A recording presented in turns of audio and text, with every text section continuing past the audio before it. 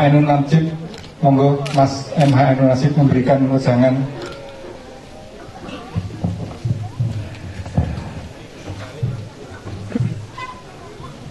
Saya bilang sama Gusmus bahwa tidak pada tempatnya Mas Gun sama saya diminta ular-ular. Pertama karena kita ikut jadi tuan rumah, turut mengundang. Gaya-gaya dewe, ceramah-ceramah dewe itu lah kayak pemerintah di sini. Nomor loro, ya sing pantes kayak ular-ular ya Gusmus lah.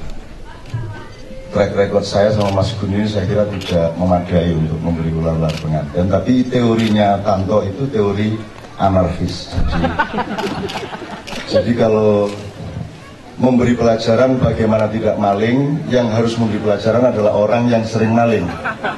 Nah, itu caranya Tanto, karena empiris dan tahu persis bagaimana maling, maka harus diundang orang yang sering maling untuk mengajari orang agar tidak maling. Kalau kiai yang tidak pernah maling ngajari orang tidak maling, itu tidak ada keabsahan dan kredibilitasnya.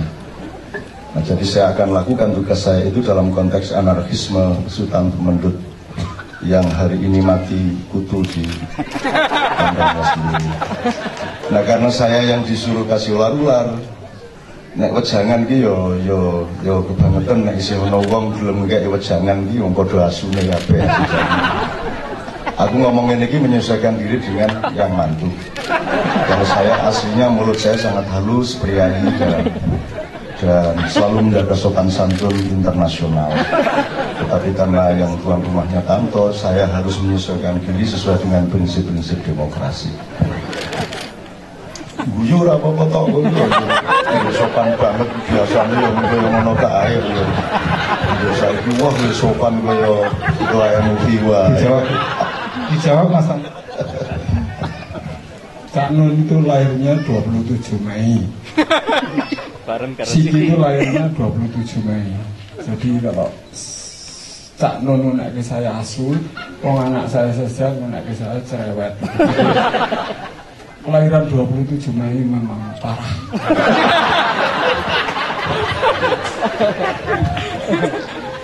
Tapi ada teori yang mengatakan bahwa setiap energi negatif yang datang ke kita itu adalah dimaksudkan Tuhan untuk meningkatkan kecerdasan. Jadi kalau otak ini sangat luas, tapi pintu masuknya sangat sedikit, dan yang paling gampang masuk adalah rasa sakit. Begitu orang merasa sakit, dia akan ingat seumur hidup, tapi kalau yang baik-baik, yang bahagia, sangat sementara mengingatnya. Maka saya sering menyakiti Tanto dan anaknya sendiri menyakiti Tanto dalam rangka supaya Tanto tidak pikun di usianya yang sudah semakin tua. Ceritanya menurut gue mulanya sinau kedokteran sidik-sidik toh, makanya Tuhan kasih iblis, Tuhan kasih setan, Tuhan kasih dajjal, itu gunanya untuk melakukan dialektika agar manusia tetap memelihara akal sehatnya. Tanto agak kurang religius sehingga agak kurang paham hal-hal seperti ini.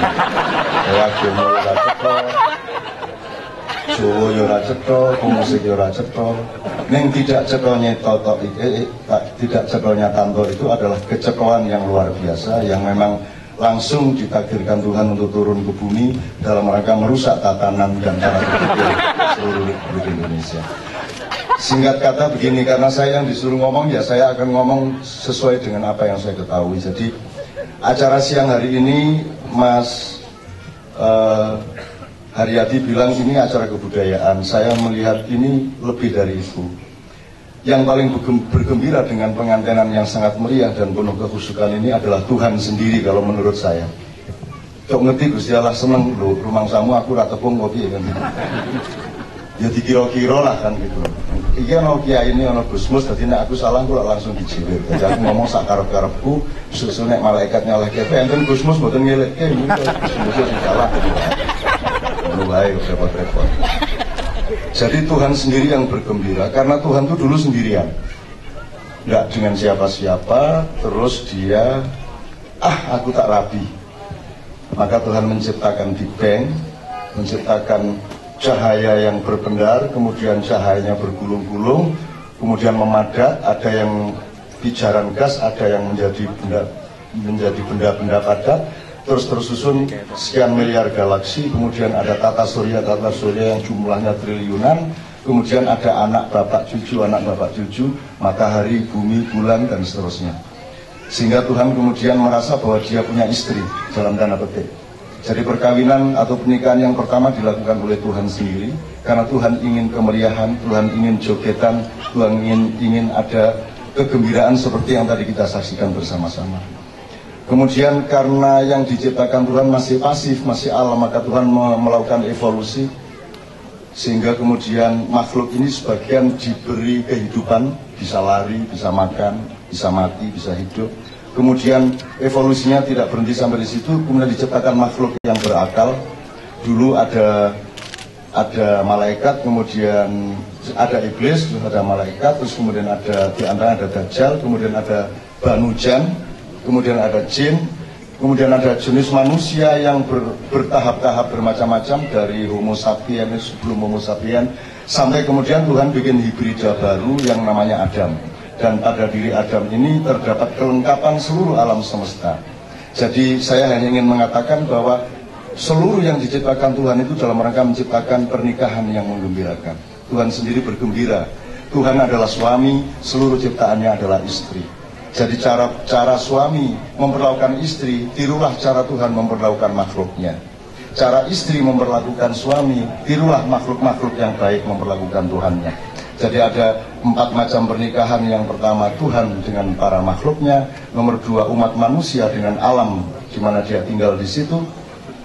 Pak Tani dengan sawahnya, Pak Tani kui wong lanang, sawah kui bojone ditanduri nyur mana, kan gitu. Nek peternak aja njur diarani pertanak suaminya terus wedhus bojone njur ngentengi wedhus, ora ngono kuwi. Maksud saya manusia adalah suaminya alam, dan manusia tidak boleh menindas alam, karena kalau alam ditindas oleh manusia maka yang hancur duluan adalah suaminya. Manusia yang hancur kalau alam ditindas oleh manusia. Maka suami jangan sekali-sekali menindas istrinya, karena kalau suami menindas istrinya maka yang paling hancur adalah si suami penindas itu sendiri. Karena kalau perempuan dia jauh lebih bumi, dia jauh lebih laut, dia jauh lebih alam, dan dia mampu melakukan 100 kali lipat regenerasi dibanding laki-laki. Itulah sebabnya lagi Jawa yang ngomong bab itu pinter banget ada. Pinter banget nurut ada lagi. Jadi pokoknya Tuhan, makhluk, manusia, alam. Yang ketiga pemerintah dan rakyatnya. Boleh raja, boleh SBY, boleh presiden, tapi pemerintah adalah suami, rakyat adalah istri. Caranya pemerintah memperlakukan rakyatnya adalah sebagaimana cara Tuhan memperlakukan makhluknya. Contoh kecilnya, Tuhan tidak nyuruh Anda beribadah kalau Tuhan belum memberi fasilitas yang mencukupi untuk hidup Anda. Tuhan kasih alam, kasih gunung, kasih Merapi, Perdana Menterinya seluruh gunung Merapi di Nusantara. Tuhan kasih pohon, Tuhan kasih pertumbuhan, Tuhan kasih angin, Tuhan kasih semua. Baru manusia diminta untuk bayar pajak berupa ibadah kepada jiwa. Demikian juga pemerintah, jangan narik pajak sebelum beres kewajibanmu kepada rakyat. Nah selama ini pajaknya ditarik terus, rakyatnya atau difasilitasi, wewe pajaknya dipangan dewe. Wakule ngelimpang, bahkan wakule saiki didol. Wah ini harus saya jelaskan gundul pacul ini kalau supaya Anda ketawa dan paham. Maksudnya SBY itu di atas kepalanya ada wakul itu lambang kesejahteraan rakyat. Tugasnya presiden, terutama BUMN dan kementerian adalah membawa bakul kesejahteraan ini kepada rakyat, datang ke rakyat untuk mempersembahkan kesejahteraan, karena mereka dibayar oleh rakyat untuk mengisi bakul dengan tanaman-tanaman. Tapi karena pemerintahnya agak beda sejak sekian puluh tahun yang lalu, kuwi karo ngeterke bakul nang rakyat iki karo dididili dhewe kae. Tanganan ini dulu. Ini aku ora ngelek-elek pemerintah, tapi sebagian pemerintah seperti itu. Maksud saya sebagian besar. Sekarang bahkan bakulnya dijual. Jadi perusahaan-perusahaan milik rakyat, milik negara sekarang malah dijual. Jadi tidak sempat bakul melimpang sekali dari salakar. Tapi saya tidak akan ngomong politik, meskipun sesungguhnya hobinya Tanto adalah ngomongannya seperti ini.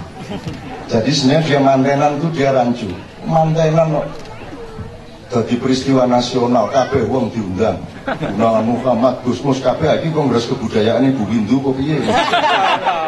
Anu ya Tanto kan karena dia kekasih Allah Subhanahu wa taala, maka tidak ada satu makhluk pun yang berani tidak mencintainya. Amin ya rabbal alamin. Kayak ya apal ayat tak urui sok-sok siji loro. Tur ibu pamer ning ndi kae. Dindoan nggo bagusi aku apal iki aku apal padahal ngapalke sesasi sak ayat. Terakhir sekali Mas Heri nyun sewu, saya ingin ngomong sama pengantin. Ide nikah itu dari Tuhan sendiri, bukan dari panitia persiapan kemerdekaan, bukan dari MPR, DPR, bukan dari manusia, bukan dari. Maka pernikahan itu harus terjadi meskipun negara boleh tidak ada. Indonesia boleh bubar, dunia boleh berubah, pemerintahan boleh tidak ada, tetapi orang nikah harus terus dilakukan. Karena nikah bukan ide manusia, nikah adalah ide Tuhan sendiri. Jadi nikah kuwi luwih penting bangane NKRI. NKRI rong tahun meneh berubah bubar ora masalah anggar menungsone isi tetep nikah lan berkeluarga. Karena seluruh bencana di muka bumi sejak zaman Nabi Hud, Nabi Nuh, Nabi Lut, Atlantis, Krakatau, Danau Toba, semua itu lahir dari kemarahan Tuhan kepada manusia yang tidak lagi mau nguri-uri kebudayaan yang namanya berkeluarga. Selama Anda masih berkeluarga dengan baik, maka tidak akan ada bencana-bencana yang besar yang tidak mampu kita tanggung. Ning Indonesia ini insya Allah tetap selamat mergo koruptor kaya ngopo karo bojone apik. Maling kaya ngopo tetap berkeluarga dengan baik. Bahkan banyak suami-suami di Surabaya mengantarkan istrinya sore hari untuk melacur sampai pagi, paginya dijemput pulang. Terus baru mengajar di madrasah. Tapi atas usaha saya dan Wali Kota Surabaya dalam waktu dekat sudah kita bimbing para pelacur itu untuk membangun kemampuan bekerja dan menghimpun modal, sehingga dalam waktu beberapa bulan lagi seluruh kompleks terbesar di Surabaya namanya Gang Doli itu insya Allah akan kita tutup dan kita bubarkan karena semua penghuninya sudah punya pekerjaan baru yang lebih mulia dan lebih manusia. Amin ya rabbal alamin. Itu gunanya apal Al-Fatihah. Ghairil maghdubi alaihim waladdallin. Jonose maksudnya kita ingin oleh Allah diberi jalan yang lurus, bukan jalannya orang yang dimarahi Allah. Ghairil maghdubi alaihim waladdallin, artinya orang-orang yang lalai. Nah, doli kan lalai banget. Lalainya itu dudu kae kan gitu kan. Nah itu mohon maaf, ini bukan melesetkan agama tapi memaknai agama secara fakta yang konkret gitu ya Mas Santai ya. Bismillah, saya mohon maaf tidak pakai assalamualaikum karena seluruh hidup saya adalah assalamualaikum kepada kalian semua. Tapi tetap secara resmi karena ini pengantinan sangat luar biasa, saya akan akhiri dengan assalamualaikum warahmatullahi wabarakatuh. Matur sembah nuwun pada Bapak MH Ainun Najib yang memberikan ular-ular dan terutama pesan kepada pengantin berdua, nikah itu inisiatif Tuhan, jadi jangan ditolak. Lalu yang kedua, bapakmu itu Mbak Siki kekasihnya Tuhan. Mbak Mami hati-hati itu, suamimu itu kekasih Tuhan Mbak Mami hati-hati. Hadirin yang kami hormati, acaranya begitu banyak dan panitia juga repot mengatur menit-menitnya ini. Tapi sebelum menginjak acara berikutnya, kami mengucapkan selamat datang pada Gus Yusuf Kudrori atau Kiai Haji Gus Yusuf Kudrori, Mas Dedi Langgeng, Mas Beli Redana dan Mbak Vivi Yik. Juga kepada tamu dan artis yang mengisi acara ini, yaitu Bapak Taman Kato dari Jepang. Bapak Taman Kato ini adalah kakak Bapak Taman Kato adalah kakak kandung dari Mbak Mami Kato. Beliau adalah pianis dari Jepang, seniman musik di sana. Lalu juga Mas Nano Tirto, pemain flute hebat dari Indonesia. Dan yang terakhir Mas Didik Ninitowo yang siap di belakang akan mengisi acara. Diterjemahkan kok pakai bahasa Inggris loh. Iya. Taman Kato. Nanti setelah diterjemahkan Mas Suko ini, nanti kami masih minta satu sambutan dari Kiai Haji Mustafa Bisri. Minta sambutan apakah wejangan atau tausiah atau khusus beberapa rumusan tentang perkawinan boleh. sekarang. And we would like to continue with a speech from Kiai Mustafa, and after that we will continue with jazz performance from Taman Kato, and then Nano Tirto, and then Didi Unitomo. Ya. Baik hadirin, sekarang waktunya kami mohon Bapak Kiai Haji Mustafa Bisri. Iya, nanti setelah acara berikutnya lalu nanti Kiai Haji Gus Yusuf nanti. Iya, monggo. Saya kira hadirin masih punya waktu dan siap mendengarkan uraian dari Kiai Haji Mustafa Bisri. Monggo Bapak Kiai.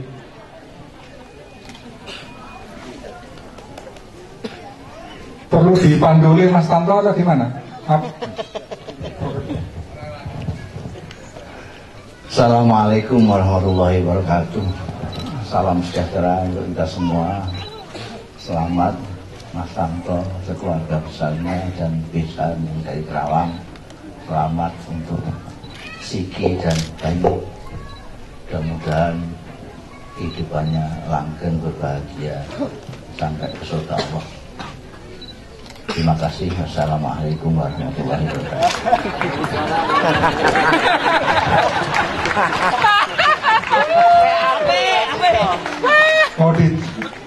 Ada tanggapan dari Mas Tanto?